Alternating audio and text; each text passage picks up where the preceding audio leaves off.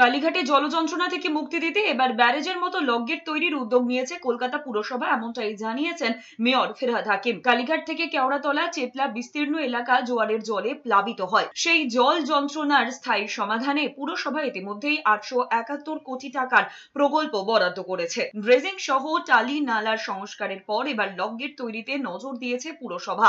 এই প্রকল্পে খরচ ধরা হয়েছে 134 কোটি টাকা। মেয়র ফিরহাদ হাকিম জানিয়েছেন, 2 বছরের মধ্যে কালীঘাট অঞ্চলের জল সমস্যার স্থায়ী সমাধান হয়ে যাবে। একই সঙ্গে সিঙ্গেল ইউজ প্লাস্টিক বন্ধে পরিবেশ দপ্তরের দ্বারস্থ হয়েছে পুরসভা। প্লাস্টিকের কারণে ম্যানহোল বন্ধ হয়ে যাচ্ছে, যার জেরে সামান্য বৃষ্টিতে জলমগ্ন হয়ে পড়ছে কলকাতা।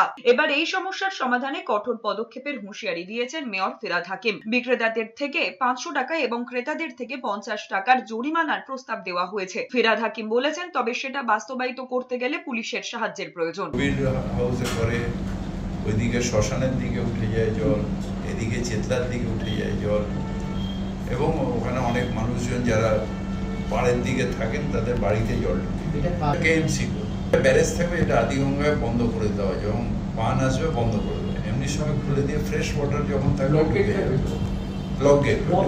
ব্যারেজ মানে লক গেট, বড় লক গেটটাকে ব্যারেজ বলছে। গঙ্গার ধারে থাকে তাদের জন্য আদিগঙ্গার যে ডিসচার্জ যেগুলো হচ্ছিল সেগুলোকে বন্ধ করে দিয়ে সেগুলো এসটিপি করে দেওয়া হচ্ছে, এবং আদিগঙ্গাটা আমরা অলরেডি ডিসিলটেশনটা করে দিয়েছি।